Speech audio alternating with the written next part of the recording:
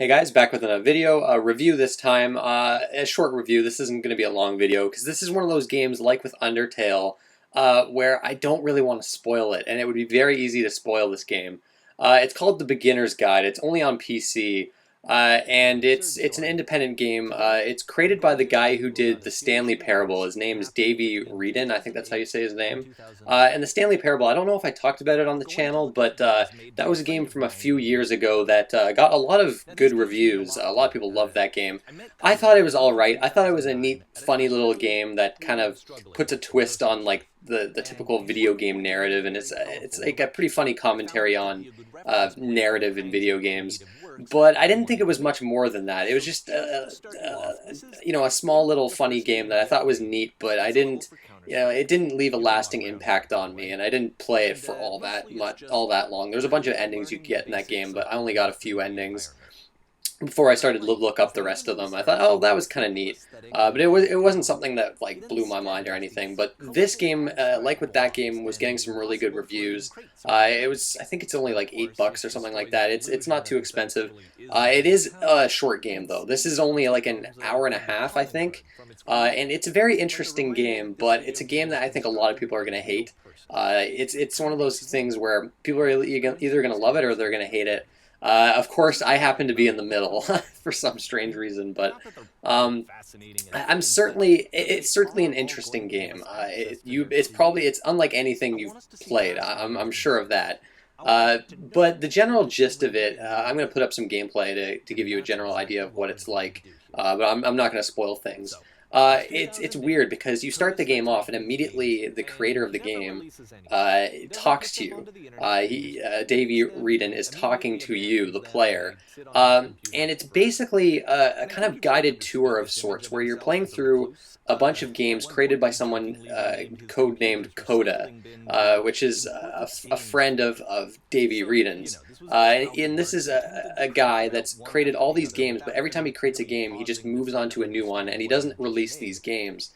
So you're kind of in a guided tour of these games that Coda has created, and Davey Wreden's kind of like guiding you through them and giving his commentary along the way, and kind of giving you his interpretation of what these games mean. And the game has some, obviously it has commentary on what you see or what you perceive the player like when you play one of their games, especially an independent game. And I don't really want to say more than that. It deals with some interesting themes, this game, and I think it's a far more personal and intimate game than the Stanley Parable is. This game has its moments of humor, but it's more serious, which I actually prefer, and I think I do prefer this over the Stanley Parable. I think it's a little more interesting, but at the same time, there's things I don't like about it. For one, I think it's I think it's a little pretentious, this game, especially towards the end. I think actually the first half of this game is stronger than the second. It gets really bogged down towards the end. And Davey Wreden's voice acting is a little... he's a little over-dramatic, is what I'll say, with some of his lines of delivery.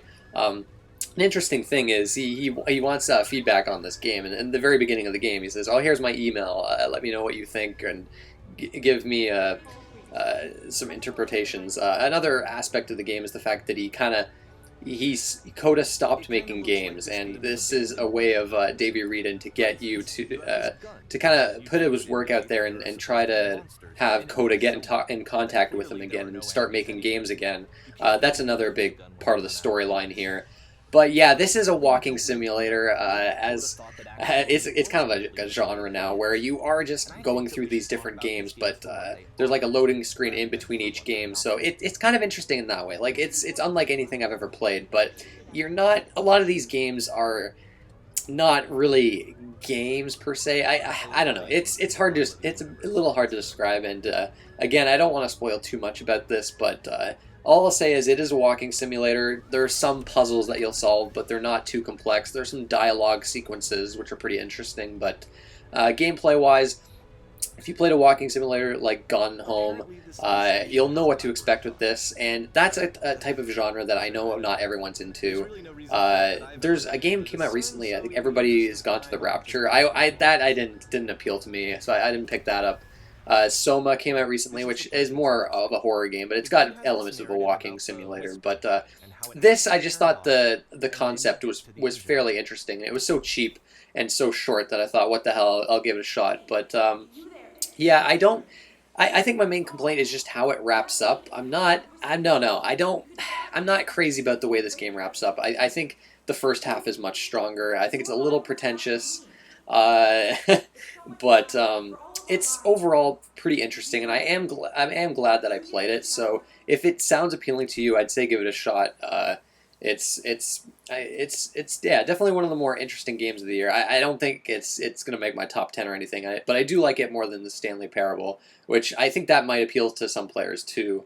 Um, but I don't know. I think this game tackles some interesting themes, and I do like kind of how personal and intimate it is at times. But yeah, that's it, guys. Short little review on the beginner's guide. I want to thank you for watching, and I'll see you next time.